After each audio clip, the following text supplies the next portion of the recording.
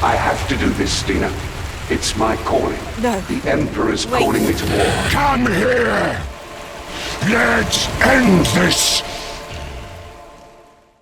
Hidden between the endless faction and class theory-mongering lies an insidious plot, an elusive narrative that has wormed its way into the heart of the story for Darktide. A scheme so elusive that they wrote a whole public blog on it called Ritual and Prophecy. Strike team, violence please, now! Rituals are a problem we can easily solve provided Rannick keeps accidentally plopping us down in tertium at the right time. Prophecies, however, are far more dangerous, mostly because some idiot might think it's a good idea to tell you all about them in a YouTube video. Now, a lot of you peeps likely don't even know there is a prophecy, and if this is the first time you're hearing about it, don't beat yourself up because it's something that has only appeared in that blog last year, as well as a handful of voice lines. 'Tis foretold! Just before Dark Communion, some mysterious lass theorized to be Ermal the Tinkerer tinkers with the idea of reviving Rodan Karnak with a string of chaos rites and a boatload of plague fentanyl. Mama's go-go juice. The logistics of it were a pain to deal with, so understandably she's not happy when 4 professional Wolver nemesis dash the final ritual and leave Rodan to marinate in the seas of hell. With the forecasted revival of Rodan completely tarnished, this nonsense saga comes to an end. The war for Atoma continues in a different, equally botched way. Roll credits. That would be boring. There are 2 nuggets of wisdom we know for certain about this so-called prophecy. It exists, and Dan Abnett is very excited about it. Not very convincing on their own.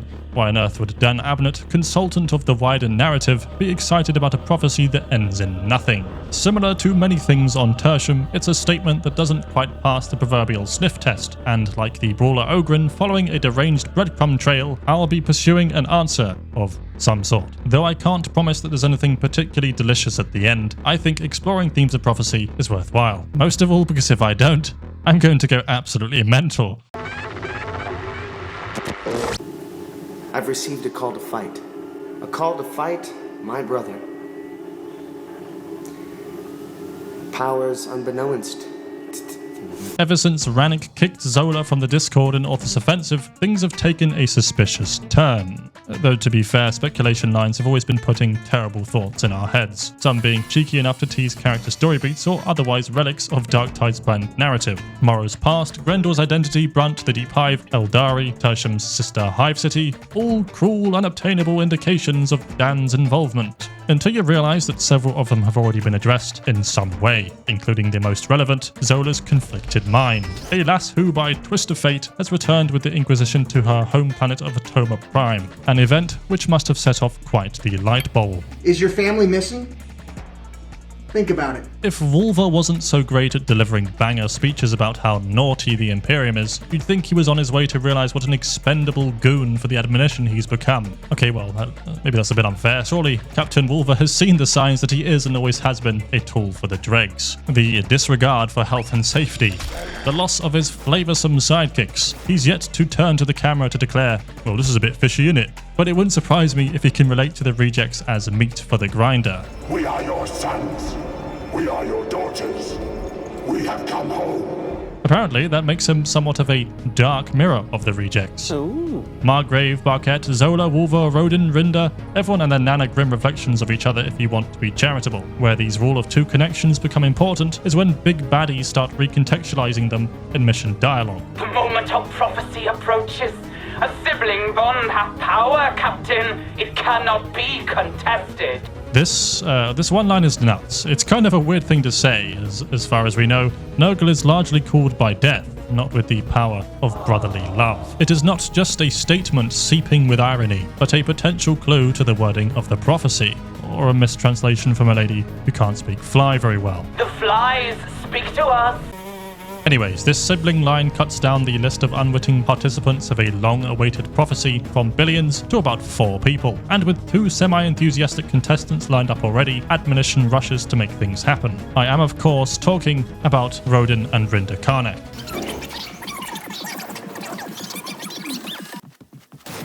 At least I would be gushing all about them if one of the twins didn't evaporate into the fragrant atmosphere of the Carnival District. In the grand scheme of things, these two are nothing. But it is because of a grand scheme that the twins got any attention from admonition at all. Enough to warrant a medical trauma team comprised of two key admonition figureheads, the Herald of Rebirth and Ermal the Tinkerer. The fall of the Karnax has only intensified the cultists further. I wonder why. Alas, the collective delusion of Nurgle's Chosen 2 was not enough to stop the bodyguard from doing what Ogrins do best, and now we're here. Siblingless. We've yet to experience holy retribution for messing with the ritual, not counting the director spawning 7 beasts of Nurgle at once in Havoc, and considering how Ermal treats Wolva, she doesn't know a thing about a damn thing.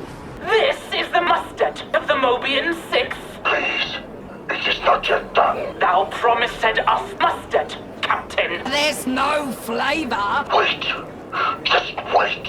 To be fair, none of these folks have access to a freaky psyker dishing out the character's deepest, darkest secrets every few months. Some of the confusion we have with the story progression itself has happened because we are waiting for the characters to catch up with what we know as players. A prime example is Interrogator Rannick. We learn more from him saying that he doesn't know stuff than when he does. So the cult name themselves Admonition. Oh, adorable! He can be a bit of a plonker with his thinking everyone is conspiring against him shtick, except he's completely right about all of that. Let's give the guy credit for once. His intuition and handling of Zola is not entirely incorrect. There's enough evidence to say that whatever Zola is attempting doesn't have the Warband's best interests at heart. Someone out there might just be regretting telling the Explicator how to run discreet missions.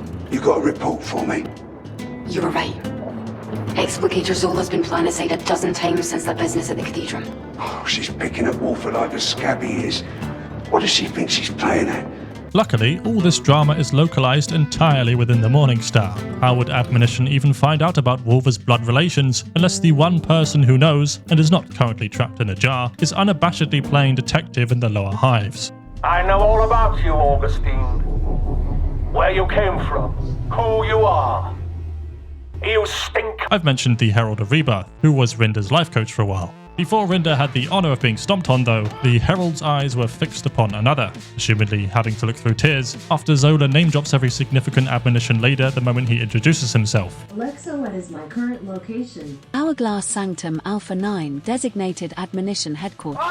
Augustine Zola, faithful as she may be, has been approaching the fight for Tertium on a personal level. However, there is a difference between simply fighting for your old home turf and running dozens of covert missions to find your brother who happens to be the captain of a very large traitor guard regiment. While she seems to have kept this slightly awkward fact a secret, her origins betray her more than anything else, and although Rebirth Man has not completely clocked Zola as a to-be heretic, knowing she is from Atoma is more than enough leverage. You cannot outrun your destiny, Augustine.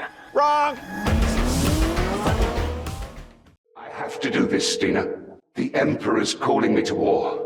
From a certain point of view, the Imperium has taken everything from Zola, so she can relate to the same rhetoric that the admonitions so eagerly push onto Atoma's residents. If Rannick broke into my apartment at some point in my life, then I too would have cause to fight the Inquisition. Get out of my home! Zola may be one more Magos Biologus Exterminatus joke away from fully crashing out, but there aren't really any solid signs of wavering allegiance just yet. Yeah, I suppose Nurgle's corruption can sometimes take away your choice in the matter. For now at least, Augustine seems to have a handle on things. Sickness be gone!